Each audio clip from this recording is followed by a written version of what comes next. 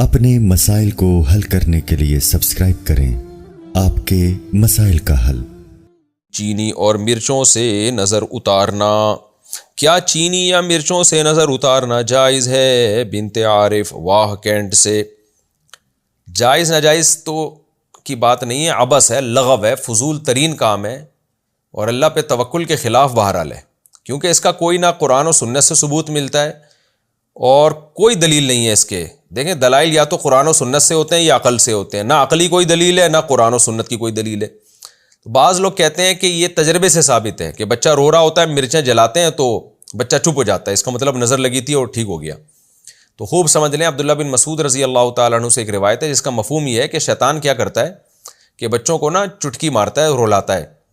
پھر اس کی اماں کیا کرتی ہے، وہ اس طرح کے ٹوٹکے کرتی ہے تو شیطان چٹکی مارنا چھوڑ دیتا ہے، تو ماں سمجھتی ہے میرے ٹوٹکے سے ایسا ہوا ہے، تو ماں کا اس ٹوٹکے پہ اور زیادہ یقین آ جاتا ہے، حالانکہ وہ ٹوٹکے کی وجہ سے نہیں ہوا ہوتا،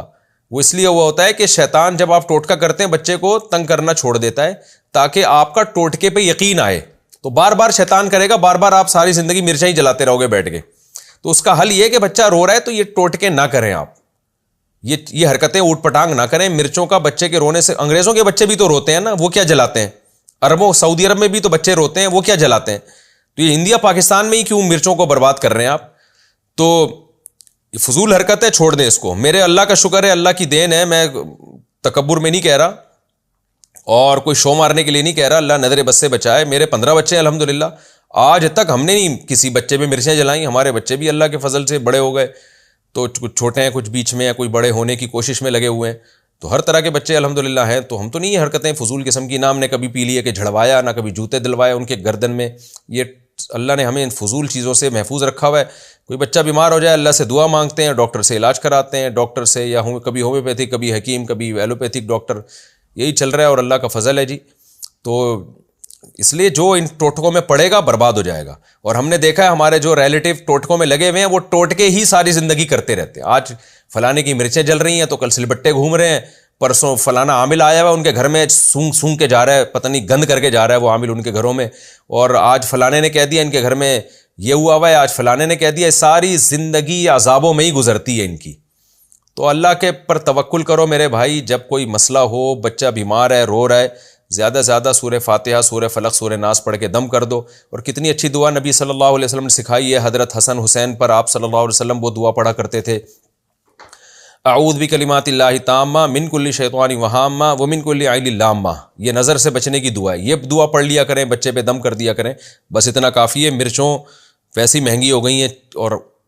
ان چیزوں میں بھی مرچوں کو آپ کر رہے ہیں، تو آپ جلانا چھوڑ دیں، شیطان تنگ کرنا چھوڑ دے گا، ورنہ شیطان تو آپ کو پتہ ہے وہ آپ سے بڑی چیز ہے، وہ پھر ایسا کرے گا نا آپ کے ساتھ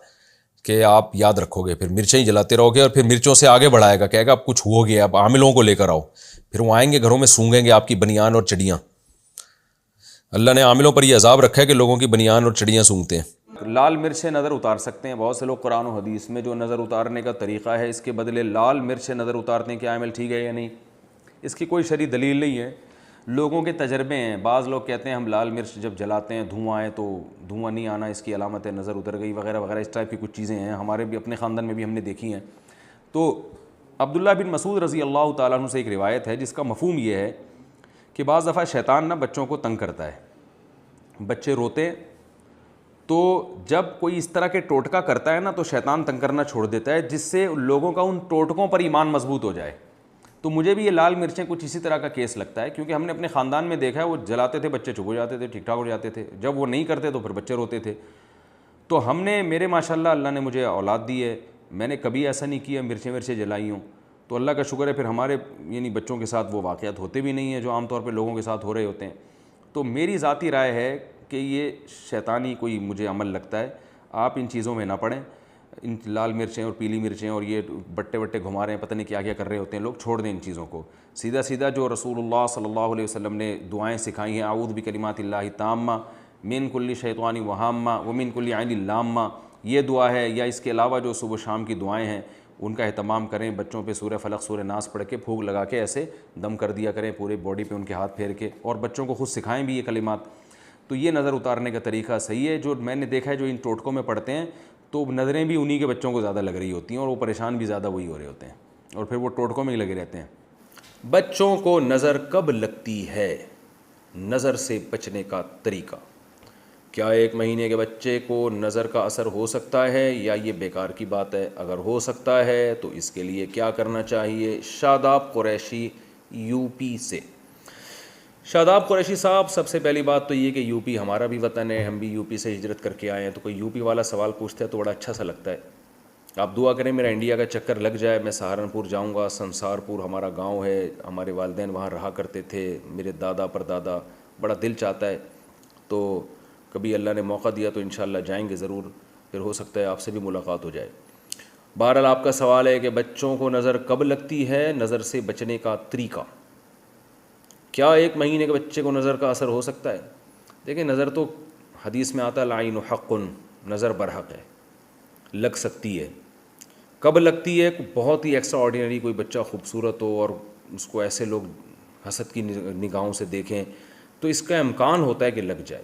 لیکن اس میں اتنا وہم جائز نہیں ہے کہ ہر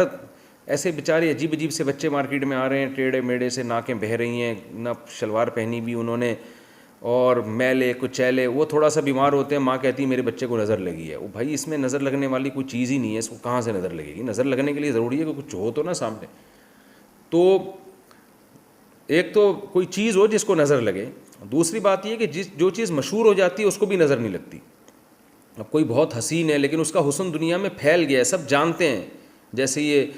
جو ہے نا فلموں کے اداکار ہوتے ہیں یا اداکارائیں ہوتی ہیں، یہ لوگ تو سلیکشن کرتے ہیں چہرے دیکھ دیکھ کے، تو ان کی شہرت مشہور ہو جاتی ہے، تو ان کو